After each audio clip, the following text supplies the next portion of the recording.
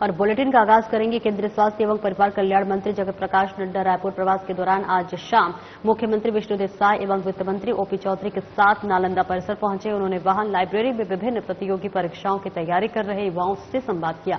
नड्डा ने UPSC, CGPSC सहित अन्य भर्ती परीक्षाओं की तैयारी के लिए नालंदा लाइब्रेरी में अध्ययन की हाईटेक सुविधा बैठक व्यवस्था की एवं सकारात्मक वातावरण की तारीफ की। केंद्रीय मंत्री नड्डा ने रायपुर में नालंदा परिसर को उनके नाम के अनुरूप स्थापित करने के लिए मुख्यमंत्री विष्णुदेव साय एवं वित्त मंत्री ओपी चौधरी की सराहना की। नड्डा ने नालंदा लाइब्रेरी से RFID के माध्यम से पुस्तक का इश्यू होने की प्रक्रिया का अवलोकन किया। उन्होंने युवाओं से संवाद करते हुए उनके द्वारा प्रतियोगी परीक्षा की तैयारियों के बारे में भी जानकारी ली। तो तस्वीरें आपको दिखा रहे जहां पर केंद्रीय स्वास्थ्य मंत्री जेपी नड्डा पहुंचे हुए हैं और मुख्यमंत्री साय के साथ पहुंचे वो नालंदा परिसर परीक्षा तैयारी कर रहे युवाओं से संवाद किया और इसी के साथ साथ तमाम बातों का भी जिक्र करते हुए नड्डा नजर आ रहे हैं। बता दें केंद्रीय स्वास्थ्य एवं परिवार कल्याण मंत्री जगत प्रकाश नड्डा रायपुर प्रवास के दौरान आज शाम मुख्यमंत्री विष्णुदेव साय एवं वित्त मंत्री ओपी चौधरी के साथ नालंदा परिसर पहुंचे, जहां उन्होंने लाइब्रेरी में विभिन्न प्रतियोगी परीक्षाओं की तैयारी कर रहे युवाओं से जनसंवाद किया। नड्डा ने यूपीएससी, सीजीपीएससी सहित अन्य भर्ती परीक्षाओं की तैयारी के लिए नालंदा लाइब्रेरी में अध्ययन की हाईटेक सुविधा, बैठक व्यवस्था एवं सकारात्मक वातावरण की तारीफ की। केंद्रीय मंत्री नड्डा ने रायपुर में नालंदा परिसर को उनके नाम के अनुरूप स्थापित करने के मुख्यमंत्री विष्णुदेव साय एवं वित्त मंत्री ओपी चौधरी की सराहना की और नड्डा ने नालंदा में पहुंचकर तमाम बातों का जिक्र किया।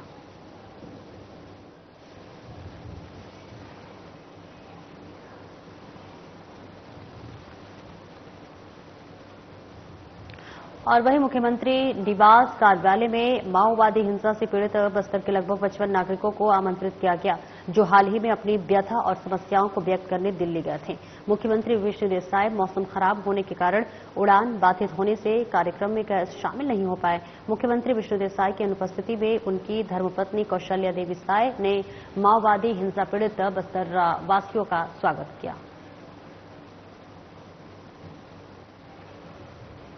ये तस्वीरें आपको दिखा रहे हैं जहां पर मुख्यमंत्री निवास कार्यालय में माओवादी हिंसा से पीड़ित बस्तर के लगभग 55 नागरिकों को आमंत्रित किया गया है, जो हाल ही में अपनी व्यथा और समस्याओं को व्यक्त करने दिल्ली गए हुए थे।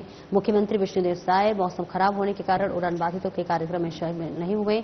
मुख्यमंत्री विष्णुदेव साय की अनुपस्थिति में उनकी धर्मपत्नी कौशल्या देवी साय ने माओवादी हिंसा पीड़ित बस्तरवासियों का स्वागत किया। ये तस्वीरें आपको दिखा रहे हैं जहां पर सीएम की पत्नी जो है तमाम व्यवस्थाओं का जायजा लेते हुए नजर आ रही है और इसी के साथ साथ जो पीड़ित लोग हैं उनसे बात करते हुए नजर आ रही हैं। सीएम की धर्मपत्नी ने पीड़ितों का स्वागत भी किया है।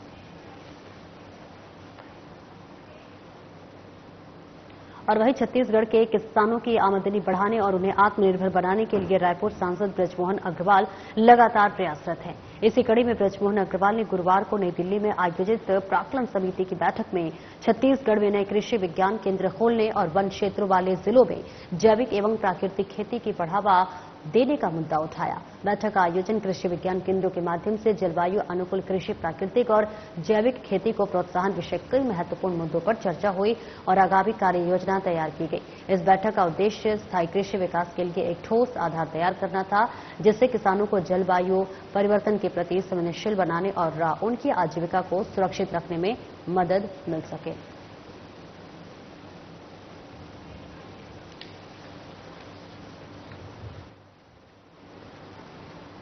और वहीं पूर्व सीएम भूपेश बघेल के बेटे चैतन्य बघेल से दुर्ग पुलिस ने पूछताछ की है। आपको बता दें कि भिलाई 3 एरिया में प्रोफेसर विनोद शर्मा पर बीते दिनों हमला हुआ था। प्रोफेसर पर हुए जानलेवा हमले की शिकायत दर्ज होने के बाद पुलिस एक्टिव हो गई। दुर्ग पुलिस ने इस संबंध में पूर्व सीएम भूपेश बघेल के बेटे चैतन्य बघेल को पूछताछ के लिए बुलाया। पूछताछ की प्रोफेसर विनोद शर्मा पर हुए जानलेवा हमले के संबंध में दुर्ग पुलिस ने चैतन्य बघेल से जानकारी जुटाने की कोशिश कर रही है। कुल 4 लोगों की इस संबंध में गिरफ्तारी हो चुकी है। पुलिस की माने तो घटना का मुख्य आरोपी प्रवीर कुमार शर्मा और उसका साथी अब भी फरार है। फरार लोगों को दबोचने के लिए पुलिस लगातार दबिश दे रही है और वहीं दुर्ग एसपी ने आरोपी के खिलाफ लुकआउट नोटिस भी जारी किया है। पुलिस की कोशिश है कि जल्द से जल्द मुख्य आरोपी प्रवीर कुमार शर्मा और उसके साथी पकड़े जाए। पूछताछ खत्म होने के बाद चैतन्य बघेल ने सिर्फ इतना कहा कि जांच चल रही है, पूरी जानकारी पुलिस वाले ही देंगे। ये तो जो पूछताछ किए हैं वो बताएंगे। भाई जैसे कि मुझे पता चला कि कल रात 8 बजे जाके चैतन्य बघेल जी को थाना में बुलाया गया था बयान देने के लिए, और उन्होंने स्वतः आज 11:30 बजे के बाद 12 बजे लगभग थाना आए और पूछताछ के लिए बुलाया था। उन्होंने उनको सहयोग किया। अभी निकले तो क्या बोले, कुछ ऐसा क्या है? पुलिस उनको क्या मतलब अब दोबारा फिर बुलाएगी कि क्या है? ऐसा अभी तक किसी ने नहीं बोला है कि उनको दोबारा बुलाएंगे या नहीं बुलाएंगे। बयान देने के लिए बुलाया गया था और उन्होंने बयान दिया है, और क्यों बुलाए, कैसे बुलाए, ये तो वो जानेंगे। क्या था, किस संबंध में बुलाया गया था? मैं फिर से कहना चाहूंगा कि मैं कोई जांच अधिकारी नहीं हूं। ये तो पुलिस वाले बताए, पुलिस वालों को आपको पूछना चाहिए उन्होंने क्यों बुलाया। बयान के लिए बुलाया, उनका सहयोग करने आ गए। थाना पुरानी भिलाई का एक जो केस है 278/24 जो क्राइम नंबर है, उसमें उस संबंध में भूपेश बघेल के सुपुत्र श्री चैतन्य बघेल को कल हमने नोटिस दिया था, और इसमें इस प्रकरण में, पूरे प्रकरण में उनकी संलिप्तता और फरारी में भूमिका, और साथ ही साथ टेक्निकल एविडेंस के लिए मोबाइल चेक करने और मोबाइल को विधिवत जब्त करने के उद्देश्य से उनको बुलाया गया। किस तरह की भूमिका पाई गई?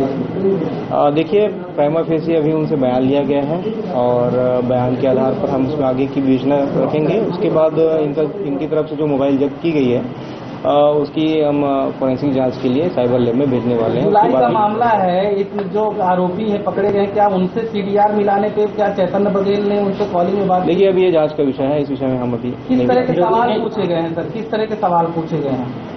उनका आरोपियों के साथ जो संबंध है उसके बारे में पूछा गया है, और किस प्रकार से संबंध था, इससे पूर्व भी, घटना के पूर्व भी उनका संबंध किस प्रकार से था। या तो उनका एक राजनीतिक संबंध था कि पॉलिटिकल संबंध था, या फिर उनका कोई आर्थिक संबंध था। उस आधार पर उनके बीच में जो बातचीत होती थी उसको हम स्टैब्लिश करने के लिए या पूछने के लिए उनको बुलाया। उन्होंने अपना जवाब दिया है, और बाकी जो है जांच का विषय है, और हम जो है स्टेटमेंट को हम यहाँ पर पब्लिकली की जो रकम देने की बात है, कितने आरोपी गिरफ्तार हुए हैं उस रियायन को आरोप लग रहा है कि कितना सही है? देखिए, इस बारे में तो आप तफ्तीश और विवेचना के बाद ही हम उसको बता पाएंगे। कितने आरोपी गिरफ्तार हुए अभी तक टोटल 5 आरोपी इसमें गिरफ्तार हुए हैं। अभी हाल ही में एक अन्य आरोपी को भी मुंबई से गिरफ्तार करके लाया गया है, 5वां आरोपी। मुख्य आरोपी गिरफ्तार हुआ इसमें? मुख्य आरोपी इसमें प्रमुख 3 आरोपी हैं। जो प्रमुख 3 आरोपी जो फरार हैं वो अभी गिरफ्तार नहीं हुए। ये आरोपियों के पूछताछ के आधार पर इनको बुलाया गया था पूछताछ के लिए, कि टेक्निकल साक्ष्य के आधार पर बुलाया गया था? हमने पूछताछ के आधार पर इनको बुलाया है, और जिस आधार पर उन्होंने अपना बयान दिया है। अभी और आगे कितने बार बुलाने के चांस है कि लास्ट से क्या लग रहा है? देखिए, जैसा सिचुएशन रहेगा, परिस्थिति रहेगी, और जो विवेचना की मांग रहेगी उस अनुसार महापौर निर्मल खोसले का आरोप है कि पुलिस ना राज्य शासन के दबाव में काम कर रही है और उनकी कोई संलिप्तता नहीं है। आपका क्या कहना है इस बारे में? देखिए, संलिप्तता की जो जांच है वो विवेचना के उपरांत क्लियर हो जाएगी, और चूंकि जो बिट्टू बघेल है, चैतन्य बघेल है, वो उनके करीबी संबंध में ये प्रवीण शर्मा जो है आरोपी हैं, जो वो आते थे, और इस संबंध में उनसे पूछताछ करनी थी, क्योंकि अमूमन ये देखा गया है कि हर मामले में या फिर उनके घर के हर आयोजन में वो जो व्यक्ति हैं आरोपी प्रवीण शर्मा, उनके साथ दिखाई दिया करते थे। पूछताछ की बात आई, क्या पूछताछ की गई है क्या? जी हाँ, इस संबंध में उनसे भी पूछताछ की गई है कि वो घटनाक्रम में उनका हम लोगों ने उनका मंतव्य जानने का प्रयास किया है, और उसका उनका स्टेटमेंट लिया गया। और वहीं उप मुख्यमंत्री तथा नगरीय प्रशासन और विकास मंत्री अरुण साव ने वरिष्ठ विभागीय अधिकारियों के साथ राज्य के सभी नगर पंचायत के कार्यों की समीक्षा की। उन्होंने रायपुर के नवीन विश्राम भवन में आयोजित समीक्षा बैठक में नगर पंचायतों के मुख्य नगरपालिका अधिकारियों और अभियंताओं को प्रदेश के नए उभरते शहरों की अपेक्षाओं और भावी जरूरतों के मुताबिक विकास कार्य करने के निर्देश दिए। उन्होंने अधिकारियों को नागरिकों से अच्छा व्यवहार और लहजा रखने को कहा। उन्होंने लोगों से समस्याओं और जरूरतों को गंभीरता से सुनकर उनका त्वरित निराकरण करने के निर्देश दिए। इस दौरान नगरीय प्रशासन विभाग के सचिव डॉक्टर राव बसो राजू एस और संचालक कुंदन कुमार भी समीक्षा बैठक में शामिल हो गए। की लगातार बैठकें चल रही है। कल हमने नगर निगम और नगर पालिकाओं की समीक्षा बैठक की। आज प्रदेश के सभी नगर पंचायतों की समीक्षा बैठक की है। केंद्र सरकार और राज्य सरकार योजनाओं की प्रगति की समीक्षा की है, विकास कार्यों की प्रगति की है, और अब तक जो हमारे अभियान चले हैं उन सबकी हमने समीक्षा की है, और आने वाले समय में नगरीय निकायों को स्वच्छ और सुंदर बनाने, विकसित बनाने के लिए आवश्यक निर्देशित किया है। और छत्तीसगढ़ में सदस्यता अभियान को लेकर आज बीजेपी की एक अहम बैठक आयोजित की गई। प्रदेश कार्यालय कुशाभाऊ ठाकरे परिसर में इस बैठक का आयोजन किया गया। बैठक को लेकर प्रदेश प्रभारी नितिन नवीन का बयान सामने आया है, जिसमें उन्होंने कहा है कि राष्ट्रीय अध्यक्ष ने प्रदेश के सदस्यता अभियान का अवलोकन किया है और वहीं छत्तीसगढ़ की टारगेट को 10 लाख बढ़ाने को कहा गया है। इसी के साथ आपको बताते चले, सदस्यता अभियान को लेकर प्रदेश में उत्साह दिख रहा है और बैठक में इस लक्ष्य के आधार पर आकलन करेंगे। प्रदेश अध्यक्ष, जिला अध्यक्ष और टीम के साथ बैठक रणनीति बनाएंगे ताकि 60 लाख का टारगेट पूरा हो सके। राष्ट्रीय अध्यक्ष और केंद्रीय नेतृत्व को आश्वस्त हमने किया है कि टारगेट को पार करेंगे। छत्तीसगढ़ सरकार ने अपने वादे को 8 महीने में पूरा किया है। जो वादे पहले की सरकार में 5 साल पूरे नहीं किए गए, उसे हमने 8 महीने में पूरा किया है। इससे जनता के साथ हमारे कार्यकर्ताओं में उत्साह भी है। माननीय राष्ट्रीय अध्यक्ष जी ने छत्तीसगढ़ जिस प्रकार से सदस्यता में पूरी सक्रियता से लगा है, उस सभी चीजों को आकलन करने के बाद उन्होंने कहा कि निश्चित रूप से छत्तीसगढ़ ने जो अपना लक्ष्य रखा है उसको 10 लाख सदस्यता और बढ़ानी चाहिए, क्योंकि जिस प्रकार से यहाँ दिख रहा है सदस्यता में लेके जो उत्साह और उस लक्ष्य को हमारे राष्ट्रीय अध्यक्ष जी ने दिया है, हम लोग निश्चित रूप से आज उसके लक्ष्य के आधार पर आज आकलन करेंगे और प्रदेश अध्यक्ष और जिला के हमारे अध्यक्ष और बाकी टीम के साथ बैठकर कैसे 10 लाख और बढ़ाया जाए और जो हम लोग का टारगेट है 60 लाख, उसकी सदस्यता को हम लोग पूर्ण करेंगे। हम लोगों ने राष्ट्रीय अध्यक्ष और केंद्रीय नेतृत्व को आश्वस्त किया है कि छत्तीसगढ़ 60 लाख की सदस्यता के आंकड़े को पार करेगा। आपको दिखा रहे हैं जहां पर आपको बता दें सदस्यता अभियान को लेकर के बैठक की जा रही है और बैठक बेहद महत्वपूर्ण बताई जा रही है, जहां पर बीजेपी प्रदेश प्रभारी का देखिए ये बयान भी सामने आया है जिसमें 60 लाख सदस्य जोड़ने का लक्ष्य रखा गया है और आपको बताते चले उन्होंने तमाम बातों का जिक्र किया।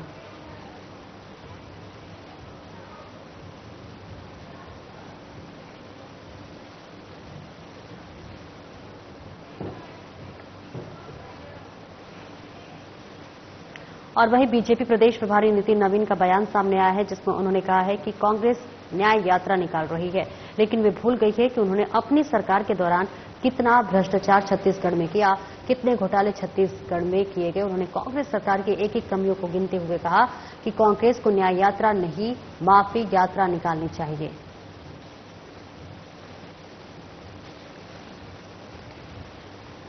जितना अन्याय किया है उनको उन अन्याय का हिसाब देना चाहिए, खास करके छत्तीसगढ़ की जनता से माफी मांगनी चाहिए। किस प्रकार से एससी वर्ग के छात्रों को नंग धन प्रदर्शन करना पड़ा वो दिन भूला नहीं, किस प्रकार से पीएससी के घोटाले में पूरा सरकार इन्वॉल्व है, लोग भूले नहीं हैं, किस प्रकार से प्रधानमंत्री आवास को केवल अपना चेहरा नहीं चमक रहा था इसलिए गरीबों का आवास छीनने का काम गुनाह किसी ने किया तो वही कांग्रेस की सरकार ने किया, किस प्रकार से शराब घोटाले में सरकार पूरी तरह से संलिप्त नजर आई, भगवान के नाम पर जिस प्रकार से महादेव ऐप बनाकर किस प्रकार से सरकार का मुखिया उस समय के तत्कालीन कांग्रेस के जो नेता थे वो खुद उसमें इन्वॉल्व थे, पूरी तरह से पूरे छत्तीसगढ़ में करप्शन का बाजार बनाया हुआ था। और बीजेपी प्रदेश अध्यक्ष किरण सिंह देव का बयान सामने आया है जिसमें उन्होंने बीजेपी प्रदेश कार्यालय कुशाभाऊ ठाकरे परिसर में आयोजित सदस्यता अभियान की महत्वपूर्ण बैठक पर अपना बयान दिया है। उन्होंने कहा कि बीजेपी के राष्ट्रीय अध्यक्ष जेपी नड्डा छत्तीसगढ़ के दौरे पर रहे और उन्होंने हमें 60 लाख सदस्य बनाने को कहा है, जिसको लेकर आज दूसरे दिन ही हमने बैठक आयोजित की। बैठक में प्रदेश के सभी संभागों से सदस्यता अभियान प्रभारी को बुलाया गया और इसके साथ ही जिला प्रभारी को भी यहां बुलाया गया, जिसमें टारगेट को कैसा पूरा करना है उस पर रणनीति बनाई गई है और निश्चित रूप से यह है जो है हम टारगेट पूरा करेंगे। नहीं, सदस्यता अभियान तेज गति से चल भी रहा है और मैं आपको बताऊं कि ये भी हम आसानी से प्राप्त कर लेंगे। और आदरणीय प्रभारी जी ने आज सभी की बैठक के लिए समीक्षा की है। कल आदरणीय राष्ट्रीय अध्यक्ष जी का प्रवास था, उन्होंने जो टास्क दिया है, जिस तरीके से कार्य योजना बनाने का निर्देश दिया है, ये तुरंत दूसरे दिन आज की इस बैठक में हमारे सभी संभाग के प्रभारी, सभी जिला के सदस्यता अभियान प्रभारी, जिला के अध्यक्ष और सदस्यता अभियान की पूरी टोली और इस तरीके से सभी प्रदेश के पदाधिकारी भी उपस्थित थे।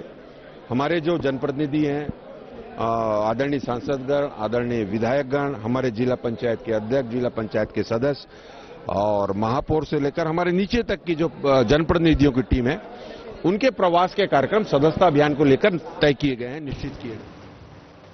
और बीजेपी सदस्यता अभियान के प्रभारी अनुराग सिंह देव का बयान सामने आया है, जिसमें उन्होंने बीजेपी की महत्वपूर्ण बैठक पर जानकारी देते हुए कहा कि उत्साहित कार्यकर्ताओं और लोगों को देखकर राष्ट्रीय अध्यक्ष जेपी नड्डा ने 10 लाख का और टारगेट हमें दिया है। उन्होंने कहा कि निश्चित रूप से छत्तीसगढ़ में यह टारगेट पूरा होता हुआ नजर आ रहा है।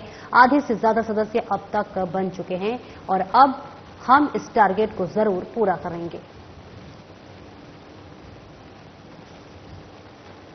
उत्साहित कार्यकर्ताओं के हिसाब से राष्ट्रीय अध्यक्ष जी ने और टारगेट दिया है और मैं मानता हूं कि बहुत अच्छा जो प्रक्रिया चल रही है उसमें हम बहुत तेजी के साथ आगे बढ़ के 10 लाख का टारगेट पूरा करेंगे।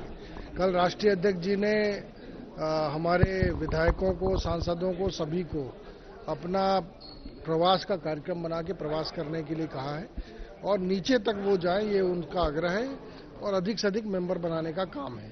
आज इसी विषय को लेकर माननीय प्रभारी नितिन नवीन जी ने भी बैठक ली है और सभी को प्रवास और अपने अपने बूथों में 200 का टारगेट पूरा करने का आग्रह किया है। और वरिष्ठ पुलिस अधीक्षक संतोष कुमार सिंह के दिशा निर्देश पर रायपुर पुलिस द्वारा निजात अभियान के तहत नशे के विरुद्ध विशेष अभियान चलाया जा रहा है, जिसमें समस्त बाना anti crime and cyber unit की टीम द्वारा लगातार कार्रवाई की जा रही है। नशे के विरुद्ध प्रभावी कार्रवाई करने के लिए anti crime and cyber unit की विशेष टीम का गठन किया गया है। साथ ही समस्त थाना प्रभारियों को नशे की सामग्री बिक्री करने वालों एवं सप्लाई करने वालों पर कठोर कार्रवाई करने के निर्देशित किए गए हैं।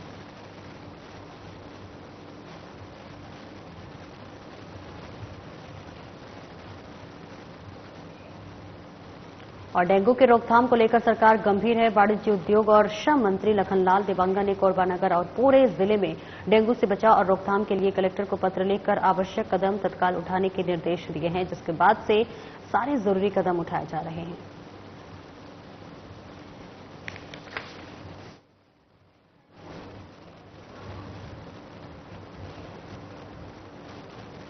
और कंचन विहार कॉलोनी डूमर रात तालाब निवासी अजित मिश्रा, जो कि डूमर तालाब के गौरीशंकर मंदिर से पुजारी का काम करते हैं, उनसे नौकरी दिलाने के नाम पर ठगी की गई है। दर्ज मामले के अनुसार आरोपी पूनम निहाल और उसकी लड़की संजना निहाल एम्स अस्पताल में मंदिर में पुजारी और कंप्यूटर ऑपरेटर का पद में नौकरी लगवाने के नाम पर 11 लाख रुपए की ठगी की थी, जिसके बाद पुजारी द्वारा पैसे की मांग किए जाने पर 4 लाख रुपए तो वापस कर लिए गए, 7 लाख रुपए बाकी थे, जिस पैसे को वापस देने में आनाकानी कहने के आरोप में प्रार्थी की रिपोर्ट पर आरोपी पूनम निहाल और उसकी लड़की संजना को पुलिस ने गिरफ्तार कर लिया है।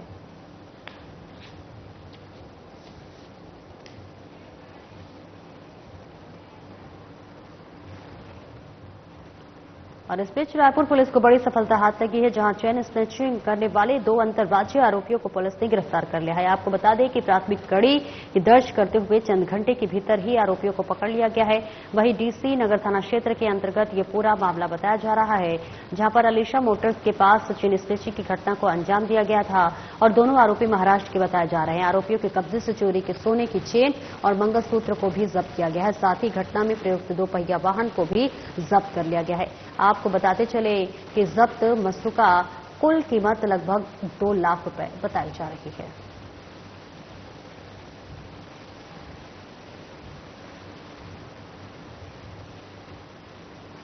और वहीं राजधानी रायपुर में अपने निवास कार्यालय में गृह मंत्री विजय शर्मा ने बस्तर शांति समिति के लोगों से मुलाकात की और गृह मंत्री विजय शर्मा ने सभी से मुलाकात कर उन्हें भेंट स्वरूप उपहार भी दिए। इसके साथ ही आपको बता दें कि उनका बयान सामने आया है। उन्होंने कहा कि जिन लोगों का जीवन हमेशा के लिए बर्बाद हो गया, आईडी की चपेट में आने से गांव के लोग अपने ही गांव के रहने से दहशत में हैं।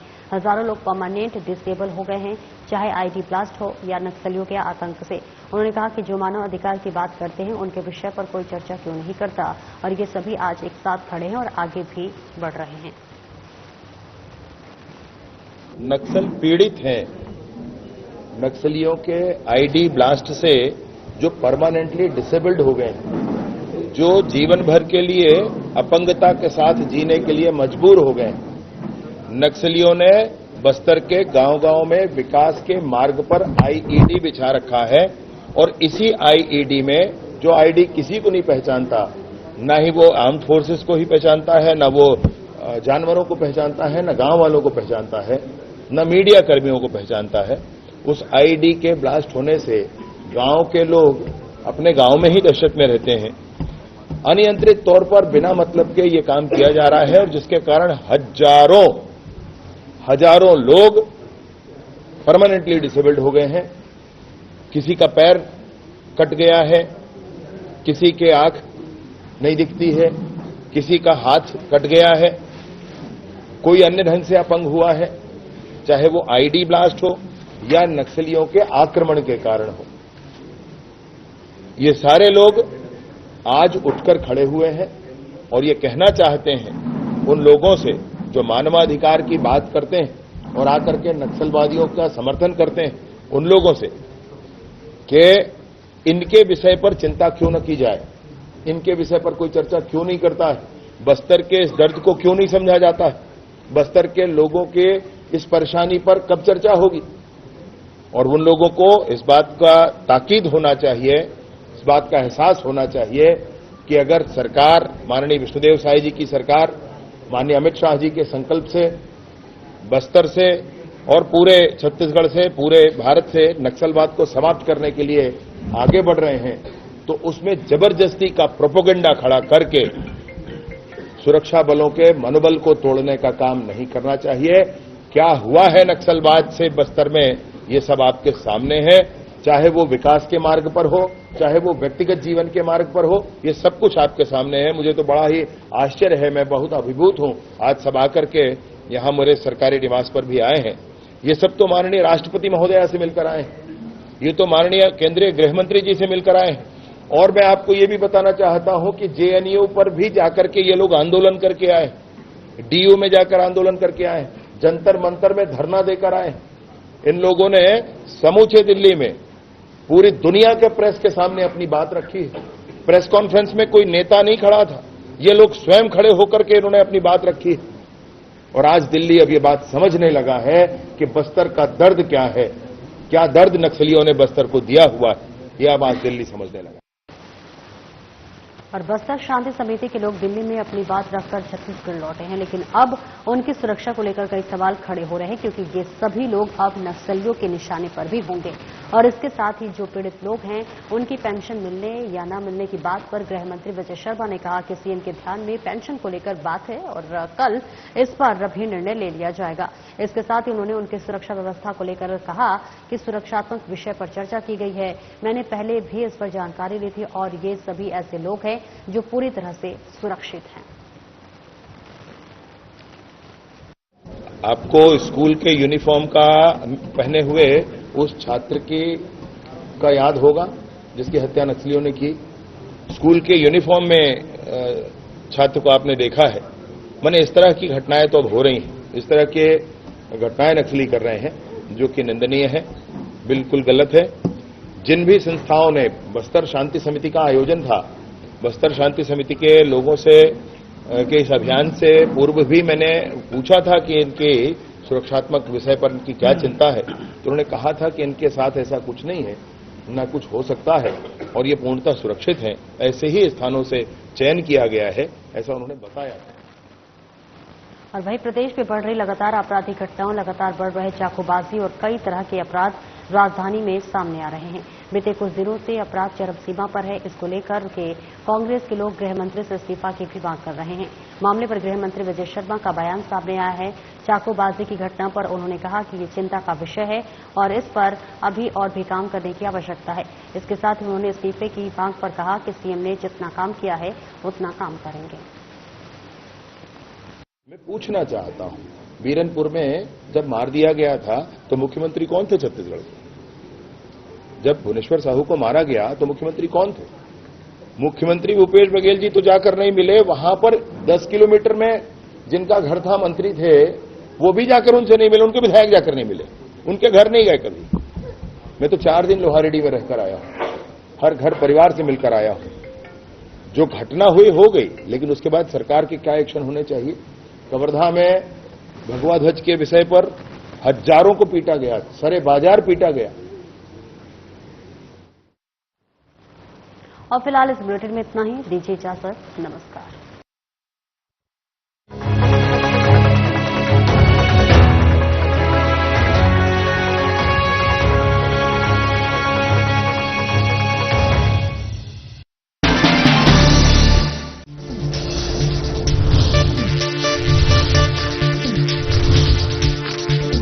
साधना इंस्टीट्यूट के छात्र हर साल नए नए जगहों पर, नए नए संस्थानों पर काम करने के लिए जाते हैं, उन्हें प्लेसमेंट मिलता है और साथ ही साथ वो संस्थानों का और साधना इंस्टीट्यूट का नाम भी रोशन करते हैं। तो अगर आप इलेक्ट्रॉनिक मीडिया, मास कम्युनिकेशन में अपना करियर बनाना चाहते हैं तो साधना इंस्टीट्यूट आपके लिए एक सबसे बढ़िया विकल्प है।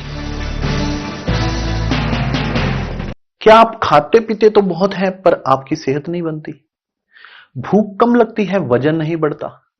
दरअसल मेन बात खाना पीना खाना नहीं है, मेन बात है खाया पिया लगना। और अगर खाया पिया लगेगा नहीं तो आपकी सेहत बनेगी कैसे? इसलिए हमारी संस्था सन्यासी आयुर्वेदा ने एक ऐसी दवा का निर्माण किया है जो कि आपके पाचन तंत्र को, आपके लिवर को दुरुस्त करने का काम करती है। इस दवा से आपकी भूख बढ़ेगी, आप खाना अच्छे से खाएंगे और वो पूरी तरह से हजम होगा तो आपके शरीर में अपने आप खून बनेगा, हड्डियां मजबूत होंगी, शरीर पर मांस चढ़ेगा, ताकत महसूस होगी और आपका वजन बढ़ने लग जाएगा। सिर्फ 699 रुपए की पूरे 1 महीने की दवा होती है और आप इसे घर बैठे 01145454545 पर फोन करके दवा मंगवा सकते हैं।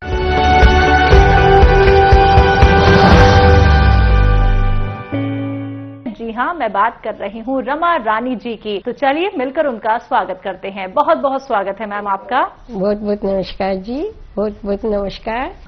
जब कोई मुझे कोई तकलीफ हो जाती थी, कुछ भी बात होती तो वो मुझे बताती कि तुम, उनके बताए हुए नुस्खे वो मुझे बताती रहती थी कि तू ये दवाई ले लो, तुम ये दवाई ले लो, ठीक हो जाओगे। हकीम साहब जी के नुस्खे वो मुझे बताती थी, तो मैंने लेने शुरू किए। तो जो मेरी जो प्रॉब्लम होती थी मैंने सबसे पहले अपने ऊपर ही आजमाए। मेरे भी पेट में इन्फेक्शन रहता था तो मैंने इनका जैतून का सिरका 1 साल लिया है, मुझे बहुत आराम मिला है। जो लोग सिरका नहीं लेना चाहते, वो कोई कहता है कि खट्टा है या भी ठंडा रहता है, तो जैतूनी नमक भी ले सकते हैं। सोडे के साथ वो जैतूनी नमक और सोडा मिला के ले सकते हैं, उनको भी बहुत आराम मिलेगा। तो वो उनको दवाई मंगा सकते हैं। जब मैंने अपने ऊपर आजमाया तो मैं ठीक हो गई। ईश्वर कौन है? क्या हम अंतरिक्ष का हिस्सा हैं या फिर प्रकृति का हिस्सा हैं? जीवन की हर सच्चाई को जानने के लिए देखिए कार्यक्रम राम नारायण राम, सोमवार से शनिवार रात्रि 9 बजे से व रविवार प्रातः 7:50 पर केवल ईश्वर टीवी पर, प्रतिदिन 6:40 पर साधना टीवी पर, प्रातः 7:30 बजे से साधना प्लस पर एवं प्रातः 10:30 बजे से हर खबर न्यूज पर।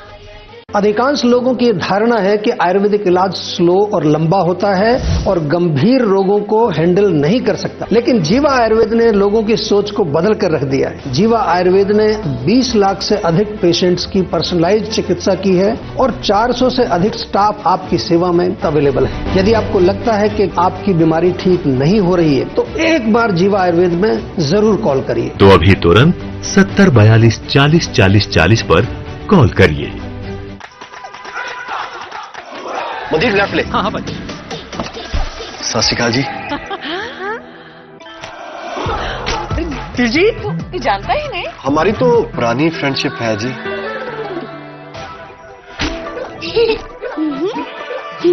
मैं क्या जी, सब जानते हैं, जहाँ देखे मारियो, अपना समझ के खा लियो। दिलजीत एक सेल्फी तो बनती है ना।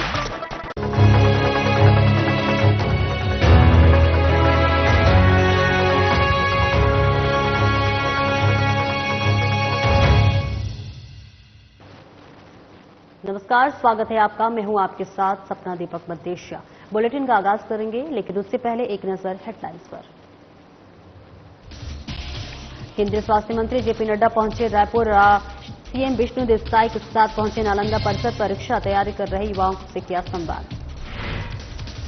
सीएम कार्यालय पहुंचे माओवादी हिंसा से पीड़ित लोग। उड़ान बाधित होने के कारण सीएम नहीं थे मौजूद। सीएम की धर्मपत्नी ने किया पीड़ितों का स्वागत। किसानों को आत्मनिर्भर बनाने को प्रयासरत थे सांसद ब्रजमोहन अग्रवाल। नई दिल्ली में आयोजित बैठक में हुए शामिल। जैविक खेती को बढ़ावा देने का उठाया मुद्दा।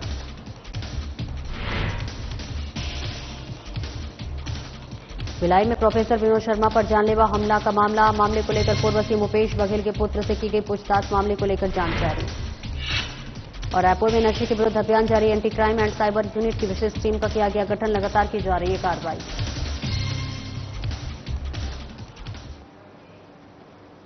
और बुलेटिन का आगाज करेंगे। केंद्रीय स्वास्थ्य एवं परिवार कल्याण मंत्री जगत प्रकाश नड्डा रायपुर प्रवास के दौरान आज शाम मुख्यमंत्री विष्णुदेव साय एवं वित्त मंत्री ओपी चौधरी के साथ नालंदा परिसर पहुंचे। उन्होंने वहां लाइब्रेरी में विभिन्न प्रतियोगी परीक्षाओं की तैयारी कर रहे युवाओं से संवाद किया।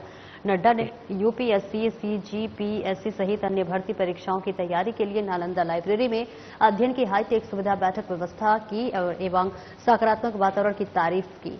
केंद्रीय मंत्री नड्डा ने रायपुर में नालंदा परिसर को उनके नाम के अनुरूप स्थापित करने के लिए मुख्यमंत्री विष्णुदेव साय एवं वित्त मंत्री ओपी चौधरी की सराहना की। नड्डा ने नालंदा लाइब्रेरी से RFID के माध्यम से पुस्तक का इश्यू होने की प्रक्रिया का अवलोकन किया। उन्होंने युवाओं से संवाद करते हुए उनके द्वारा प्रतियोगी परीक्षा की तैयारियों के बारे में भी जानकारी ली। तो तस्वीरें आपको दिखा रहे हैं जहां पर केंद्रीय स्वास्थ्य मंत्री जेपी नड्डा पहुंचे हुए हैं और मुख्यमंत्री साय के साथ पहुंचे। वो नालंदा परिसर परीक्षा तैयारी कर रहे युवाओं से संवाद किया और इसी के साथ साथ तमाम बातों का भी जिक्र करते हुए नड्डा नजर आ रहे हैं। बता दें केंद्रीय स्वास्थ्य एवं परिवार कल्याण मंत्री जगत प्रकाश नड्डा रायपुर प्रवास के दौरान आज शाम मुख्यमंत्री विष्णुदेव साय एवं वित्त मंत्री ओपी चौधरी के साथ नालंदा परिसर पहुंचे, जहां उन्होंने लाइब्रेरी में विभिन्न प्रतियोगी परीक्षाओं की तैयारी कर रहे युवाओं से जनसंवाद किया।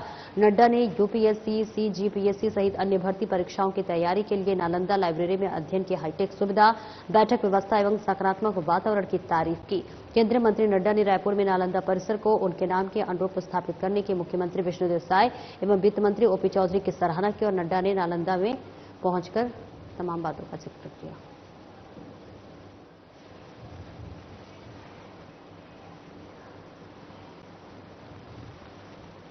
और वहीं छत्तीसगढ़ के किसानों की आमदनी बढ़ाने और उन्हें आत्मनिर्भर बनाने के लिए रायपुर सांसद बृजमोहन अग्रवाल लगातार प्रयासरत हैं। इसी कड़ी में बृजमोहन अग्रवाल ने गुरुवार को नई दिल्ली में आयोजित प्राक्कलन समिति की बैठक में छत्तीसगढ़ में नए कृषि विज्ञान केंद्र खोलने और वन क्षेत्रों वाले जिलों में जैविक एवं प्राकृतिक खेती की बढ़ावा देने का मुद्दा उठाया। बैठक का आयोजन कृषि विज्ञान केंद्रों के माध्यम से जलवायु अनुकूल कृषि, प्राकृतिक और जैविक खेती को प्रोत्साहन विषय कई महत्वपूर्ण मुद्दों पर चर्चा हुई और आगामी कार्य योजना तैयार की गई।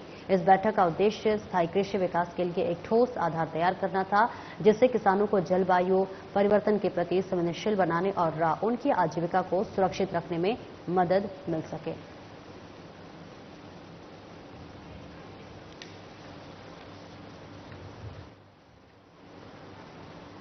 और वहीं पूर्व सीएम भूपेश बघेल के बेटे चैतन्य बघेल से दुर्ग पुलिस ने पूछताछ की है। आपको बता दें कि भिलाई 3 एरिया में प्रोफेसर विनोद शर्मा पर बीते दिनों हमला हुआ था। प्रोफेसर पर हुए जानलेवा हमले की शिकायत दर्ज होने के बाद पुलिस एक्टिव हो गई। दुर्ग पुलिस ने इस संबंध में पूर्व सीएम भूपेश बघेल के बेटे चैतन्य बघेल को पूछताछ के लिए बुलाया। पूछताछ की प्रोफेसर विनोद शर्मा पर हुए जानलेवा हमले के संबंध में दुर्ग पुलिस ने चैतन्य बघेल से जानकारी जुटाने की कोशिश कर रही है।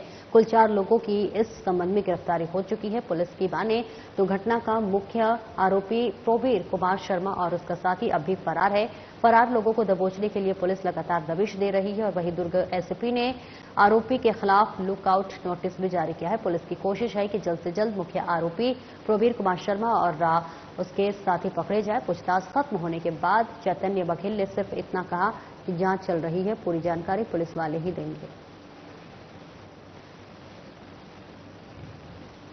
ये तो जो पूछताछ किए हैं वो बताएंगे भाई। जैसे कि मुझे पता चला कि कल रात 8 बजे जाके चैतन्य बघेल जी को थाना में बुलाया गया था बयान देने के लिए और उन्होंने स्वतः आज 11:30 बजे के बाद 12 बजे लगभग थाना आया और पूछताछ के लिए बुलाया था। उन्होंने उनको सहयोग किया। अभी निकले तो क्या बोले, कुछ ऐसा क्या है?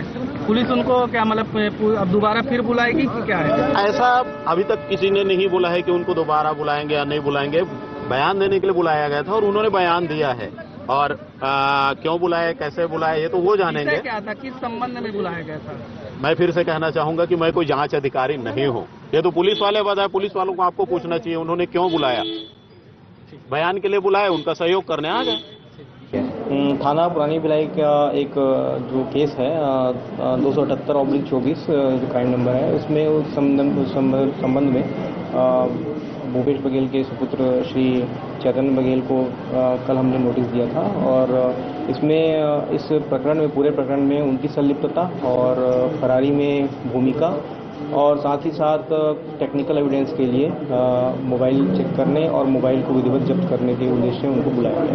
किस तरह की भूमिका पाई गई? देखिए, प्राइमा फेसी अभी उनसे बयान लिया गया है और बयान के आधार पर हम उसमें आगे की विवेचना रखेंगे। उसके बाद इनकी तरफ से जो मोबाइल जब्त की गई है उसकी हम फोरेंसिक जांच के लिए साइबर लैब में भेजने वाले हैं। जुलाई का मामला है, जो आरोपी है पकड़े गए, क्या उनसे सीडीआर मिलाने पे क्या चैतन्य बघेल ने उनसे कॉलिंग में बात? देखिए, अभी ये जांच का विषय है, इस विषय में हम अभी किस तरह के सवाल पूछे गए हैं सर? किस तरह के सवाल पूछे गए हैं?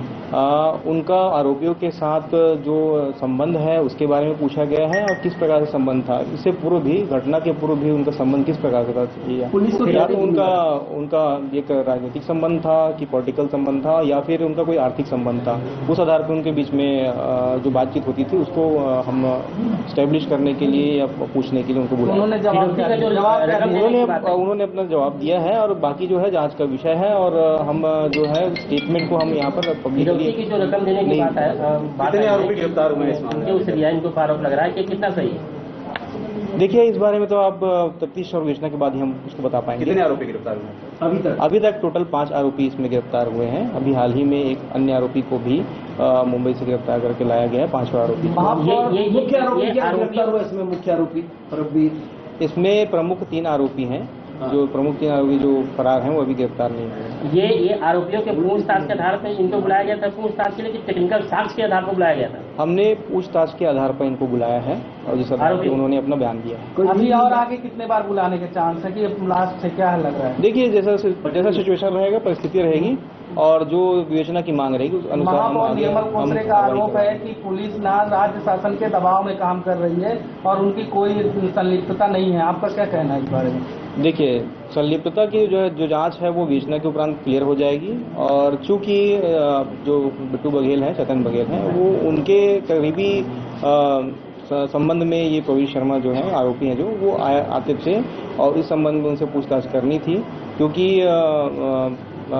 अमूमन ये देखा गया है कि हर मामले में या फिर उनके घर के हर आयोजन में वो जो व्यक्ति हैं आरोपी प्रवीण शर्मा, उनके साथ दिखाई दिया करते थे। पूछताछ की बात आई, क्या पूछताछ की गई है क्या? जी हाँ, इस संबंध में उनसे भी पूछताछ की गई है कि वो घटनाक्रम में उनका हम लोगों ने उनका मंतव्य जानने का प्रयास किया है और उनका स्टेटमेंट लिया गया।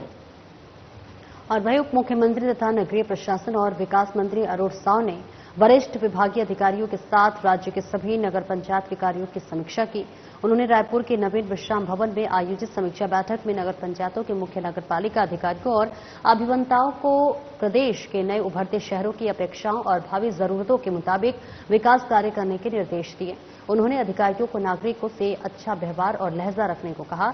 उन्होंने लोगों से समस्याओं और जरूरतों को गंभीरता से सुनकर उनका त्वरित निराकरण करने के निर्देश दिए। इस दौरान नगरीय प्रशासन विभाग के सचिव डॉक्टर राव बसो राजू एस और संचालक कुंदन कुमार भी समीक्षा बैठक में शामिल हो गए। लगातार बैठकें चल रही है। कल हमने नगर निगम और नगर पालिकाओं की समीक्षा बैठक की। आज प्रदेश के सभी नगर पंचायतों की समीक्षा बैठक की है। केंद्र सरकार और राज्य सरकार योजनाओं की प्रगति की समीक्षा की है, विकास कार्यों की प्रगति की है और अब तक जो हमारे अभियान चले हैं उन सबकी हमने समीक्षा की है और आने वाले समय में नगरीय निकायों को स्वच्छ और सुंदर बनाने, विकसित बनाने के लिए आवश्यक निर्देशित किया है। और छत्तीसगढ़ में सदस्यता अभियान को लेकर आज बीजेपी की एक अहम बैठक आयोजित की गई। प्रदेश कार्यालय कोशाभाऊ ठाकरे परिसर में इस बैठक का आयोजन किया गया। बैठक को लेकर प्रदेश प्रभारी नितिन नवीन का बयान सामने आया है, जिसमें उन्होंने कहा है कि राष्ट्रीय अध्यक्ष ने प्रदेश के सदस्यता अभियान का अवलोकन किया है और वहीं छत्तीसगढ़ की टारगेट को 10 लाख बढ़ाने को कहा गया है। इसी के साथ आपको बताते चले, सदस्यता अभियान को लेकर प्रदेश में उत्साह दिख रहा है और बैठक में इस लक्ष्य के आधार पर आकलन करेंगे। प्रदेश अध्यक्ष, जिला अध्यक्ष और टीम के साथ बैठक रणनीति बनाएंगे ताकि 60 लाख का टारगेट पूरा हो सके। राष्ट्रीय अध्यक्ष और केंद्रीय नेतृत्व को आश्वस्त हमने किया है कि टारगेट को पार करेंगे। छत्तीसगढ़ सरकार ने अपने वादे को 8 महीने में पूरा किया है। जो वादे पहले की सरकार में 5 साल पूरे नहीं किए गए, उसे हमने 8 महीने में पूरा किया है। इससे जनता के साथ हमारे कार्यकर्ताओं में उत्साह भी है।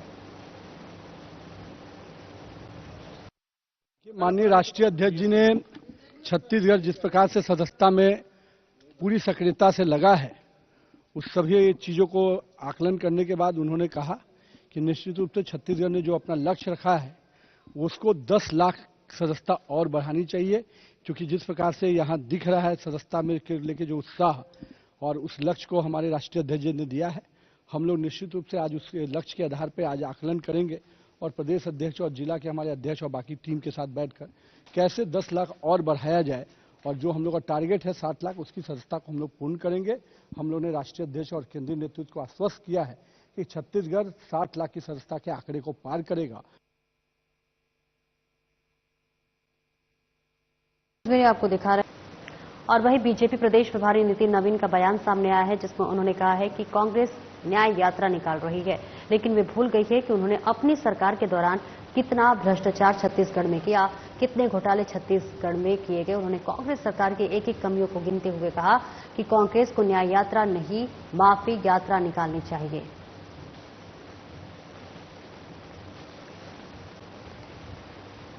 जितना अन्याय किया है उनको उन अन्याय का हिसाब देना चाहिए, खास करके छत्तीसगढ़ की जनता से माफी मांगनी चाहिए।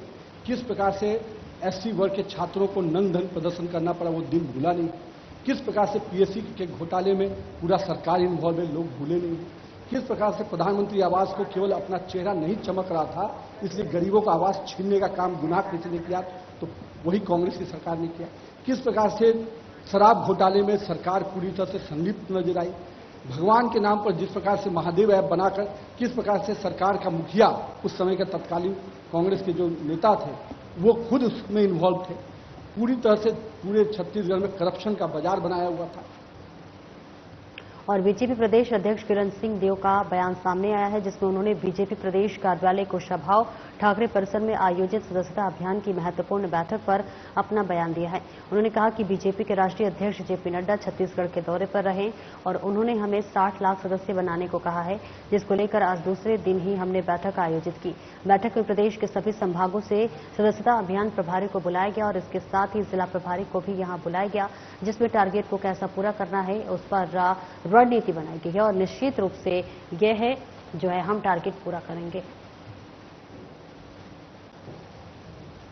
नहीं, सदस्यता अभियान तेज गति से चल भी रहा है और मैं आपको बताऊं कि ये भी हम आसानी से प्राप्त कर लेंगे।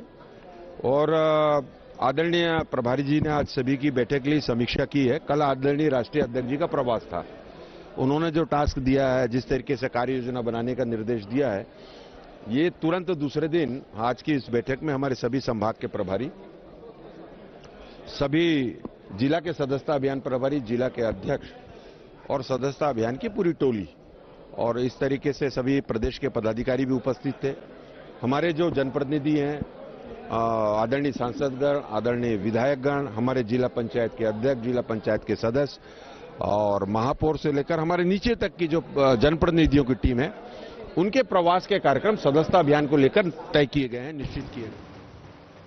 और बीजेपी सदस्यता अभियान के प्रभारी अनुराग सिंह देव का बयान सामने आया है, जिसमें उन्होंने बीजेपी की महत्वपूर्ण बैठक पर जानकारी देते हुए कहा कि उत्साहित कार्यकर्ताओं और लोगों को देखकर राष्ट्रीय अध्यक्ष जेपी नड्डा ने 10 लाख का और टारगेट हमें दिया है। उन्होंने कहा कि निश्चित रूप से छत्तीसगढ़ में यह टारगेट पूरा होता हुआ नजर आ रहा है। आधे से ज्यादा सदस्य अब तक बन चुके हैं और अब हम इस टारगेट को जरूर पूरा करेंगे।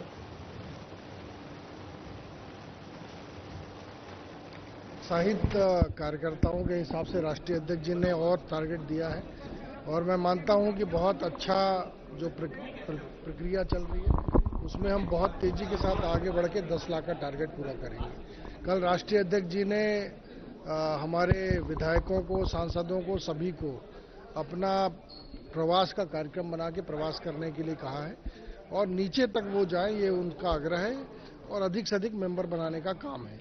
आज इसी विषय को लेकर माननीय प्रभारी नितिन नवीन जी ने भी बैठक ली है और सभी को प्रवास और अपने अपने बूथों में 200 का टारगेट पूरा करने का आग्रह किया है।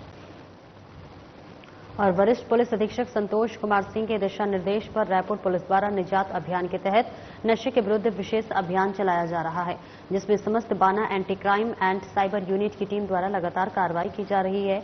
नशे के विरुद्ध प्रभावी कार्रवाई करने के लिए anti crime and cyber unit की विशेष टीम का गठन किया गया है।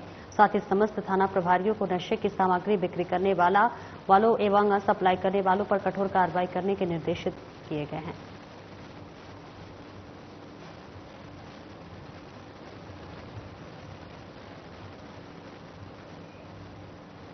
और डेंगू के रोकथाम को लेकर सरकार गंभीर है। वाणिज्य उद्योग और श्रम मंत्री लखनलाल देवांगन ने कोरबा नगर और पूरे जिले में डेंगू से बचाव और रोकथाम के लिए कलेक्टर को पत्र लिखकर आवश्यक कदम तत्काल उठाने के निर्देश दिए हैं, जिसके बाद से सारे जरूरी कदम उठाए जा रहे हैं।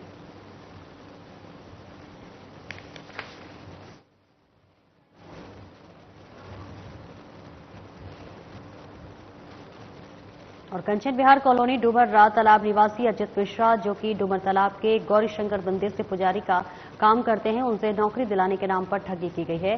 दर्ज मामले के अनुसार आरोपी पूनम निहाल और उसकी लड़की संचना निहाल एम्स अस्पताल में मंदिर में पुजारी और कंप्यूटर ऑपरेटर का पद में नौकरी लगवाने के नाम पर 11 लाख रुपए की ठगी की थी, जिसके बाद पुजारी द्वारा पैसे की मांग किए जाने पर 4 लाख रुपए तो वापस कर लिए गए, 7 लाख रुपए बाकी थे, जिस पैसे को वापस देने में आनाकानी कहने के आरोप में प्रार्थी की रिपोर्ट पर आरोपी पूनम निहाल और उसकी लड़की संजना को पुलिस ने गिरफ्तार कर लिया है।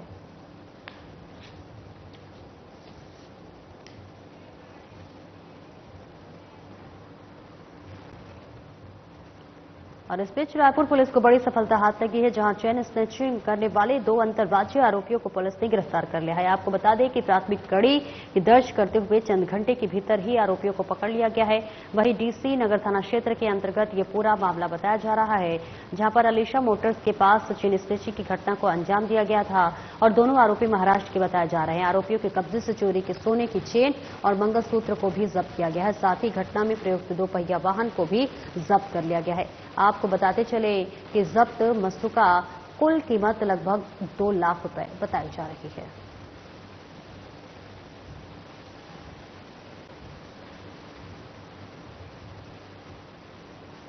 और वहीं राजधानी रायपुर में अपने निवास कार्यालय में गृह मंत्री विजय शर्मा ने बस्तर शांति समिति के लोगों से मुलाकात की और गृह मंत्री विजय शर्मा ने सभी से मुलाकात कर उन्हें भेंट स्वरूप उपहार भी दिए। इसके साथ ही आपको बता दें कि उनका बयान सामने आया है। उन्होंने कहा कि जिन लोगों का जीवन हमेशा के लिए बर्बाद हो गया, आईडी की चपेट में आने से गांव के लोग अपने ही गांव के रहने से दहशत में हैं। हजारों लोग परमानेंट डिसेबल हो गए हैं, चाहे आईडी ब्लास्ट हो या नक्सलियों के आतंक से।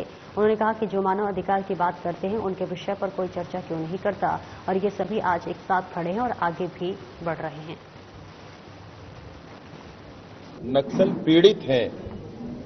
नक्सलियों के आईडी ब्लास्ट से जो परमानेंटली डिसेबल्ड हो गए हैं, जो जीवन भर के लिए अपंगता के साथ जीने के लिए मजबूर हो गए। नक्सलियों ने बस्तर के गांव-गांव में विकास के मार्ग पर आईईडी बिछा रखा है और इसी आईईडी में जो आईडी किसी को नहीं पहचानता, न ही वो आर्म्ड फोर्सेस को ही पहचानता है, न वो जानवरों को पहचानता है, न गांव वालों को पहचानता है, न मीडिया कर्मियों को पहचानता है। उस आईडी के ब्लास्ट होने से गांव के लोग अपने गांव में ही दहशत में रहते हैं। अनियंत्रित तौर पर बिना मतलब के ये काम किया जा रहा है और जिसके कारण हजारों लोग परमानेंटली डिसेबल्ड हो गए हैं। किसी का पैर कट गया है, किसी के आंख नहीं दिखती है, किसी का हाथ कट गया है, कोई अन्य ढंग से अपंग हुआ है, चाहे वो आईडी ब्लास्ट हो या नक्सलियों के आक्रमण के कारण हो। ये सारे लोग आज उठकर खड़े हुए हैं और ये कहना चाहते हैं उन लोगों से जो मानवाधिकार की बात करते हैं और आकर के नक्सलवादियों का समर्थन करते हैं, उन लोगों से कि इनके विषय पर चिंता क्यों न की जाए, इनके विषय पर कोई चर्चा क्यों नहीं करता है, बस्तर के इस दर्द को क्यों नहीं समझा जाता है, बस्तर के लोगों के इस परेशानी पर कब चर्चा होगी। और उन लोगों को इस बात का ताकीद होना चाहिए, इस बात का एहसास होना चाहिए कि अगर सरकार, माननीय विष्णुदेव साय जी की सरकार, माननीय अमित शाह जी के संकल्प से बस्तर से और पूरे छत्तीसगढ़ से, पूरे भारत से नक्सलवाद को समाप्त करने के लिए आगे बढ़ रहे हैं, तो उसमें जबरदस्ती का प्रोपेगेंडा खड़ा करके सुरक्षा बलों के मनोबल को तोड़ने का काम नहीं करना चाहिए। क्या हुआ है नक्सलवाद से बस्तर में, ये सब आपके सामने है। चाहे वो विकास के मार्ग पर हो, चाहे वो व्यक्तिगत जीवन के मार्ग पर हो, ये सब कुछ आपके सामने है। मुझे तो बड़ा ही आश्चर्य है, मैं बहुत अभिभूत हूं आज सब आकर के यहां मेरे सरकारी निवास पर भी आए हैं। ये सब तो माननीय राष्ट्रपति महोदया से मिलकर आए हैं, ये तो माननीय केंद्रीय गृह मंत्री जी से मिलकर आए हैं। और मैं आपको ये भी बताना चाहता हूं कि जेएनयू पर भी जाकर के ये लोग आंदोलन करके आए, डीयू में जाकर आंदोलन करके आए, जंतर मंतर में धरना देकर आए। इन लोगों ने समूचे दिल्ली में पूरी दुनिया के प्रेस के सामने अपनी बात रखी है। प्रेस कॉन्फ्रेंस में कोई नेता नहीं खड़ा था, ये लोग स्वयं खड़े होकर के इन्होंने अपनी बात रखी है। और आज दिल्ली अब ये बात समझने लगा है कि बस्तर का दर्द क्या है, क्या दर्द नक्सलियों ने बस्तर को दिया हुआ है, यह अब आज दिल्ली समझने लगा। और बस्तर शांति समिति के लोग दिल्ली में अपनी बात रखकर छत्तीसगढ़ लौटे हैं, लेकिन अब उनकी सुरक्षा को लेकर कई सवाल खड़े हो रहे हैं, क्योंकि ये सभी लोग अब नक्सलियों के निशाने पर भी होंगे। और इसके साथ ही जो पीड़ित लोग हैं उनकी पेंशन मिलने या न मिलने की बात पर गृह मंत्री विजय शर्मा ने कहा कि सीएम के ध्यान में पेंशन को लेकर बात है और कल इस पर भी निर्णय ले लिया जाएगा। इसके साथ ही उन्होंने उनकी सुरक्षा व्यवस्था को लेकर कहा कि सुरक्षात्मक विषय पर चर्चा की गई है। मैंने पहले भी इस पर जानकारी ली थी और ये सभी ऐसे लोग हैं जो पूरी तरह से सुरक्षित हैं। आपको स्कूल के यूनिफॉर्म का पहने हुए उस छात्र का याद होगा जिसकी हत्या नक्सलियों ने की। स्कूल के यूनिफॉर्म में छात्र को आपने देखा है। माने इस तरह की घटनाएं तो अब हो रही हैं, इस तरह के घटनाएं नक्सली कर रहे हैं, जो कि निंदनीय है, बिल्कुल गलत है। जिन भी संस्थाओं ने बस्तर शांति समिति का आयोजन था, बस्तर शांति समिति के लोगों से के इस अभियान से पूर्व भी मैंने पूछा था कि इनके सुरक्षात्मक विषय पर इनकी क्या चिंता है, तो उन्होंने कहा था कि इनके साथ ऐसा कुछ नहीं है, ना कुछ हो सकता है और ये पूर्णतः सुरक्षित हैं। ऐसे ही स्थानों से चयन किया गया है, ऐसा उन्होंने बताया था। और वहीं प्रदेश में बढ़ रही लगातार आपराधिक घटनाओं, लगातार बढ़ रहे चाकूबाजी और कई तरह के अपराध राजधानी में सामने आ रहे हैं। बीते कुछ दिनों से अपराध चरम सीमा पर है। इसको लेकर के कांग्रेस के लोग गृह मंत्री से इस्तीफा की भी मांग कर रहे हैं। मामले पर गृह मंत्री विजय शर्मा का बयान सामने आया है। चाकूबाजी की घटना पर उन्होंने कहा कि ये चिंता का विषय है और इस पर अभी और भी काम करने की आवश्यकता है। इसके साथ ही उन्होंने इस्तीफे की मांग पर कहा कि सीएम ने जितना काम किया है उतना काम करेंगे। मैं पूछना चाहता हूं, बीरनपुर में जब मार दिया गया था तो मुख्यमंत्री कौन थे छत्तीसगढ़ के? जब भुवनेश्वर साहू को मारा गया तो मुख्यमंत्री कौन थे? मुख्यमंत्री भूपेश बघेल जी तो जाकर नहीं मिले। वहां पर 10 किलोमीटर में जिनका घर था, मंत्री थे, वो भी जाकर उनसे नहीं मिले, उनके विधायक जाकर नहीं मिले, उनके घर नहीं गए कभी। मैं तो 4 दिन लोहारेडी में रहकर आया हूं, हर घर परिवार से मिलकर आया हूं। जो घटना हुई हो गई, लेकिन उसके बाद सरकार के क्या एक्शन होने चाहिए? कवर्धा में भगवा ध्वज के विषय पर हजारों को पीटा गया, सारे बाजार पीटा गया। और फिलहाल इस बुलेटिन में इतना ही। दीजिए इजाजत, नमस्कार।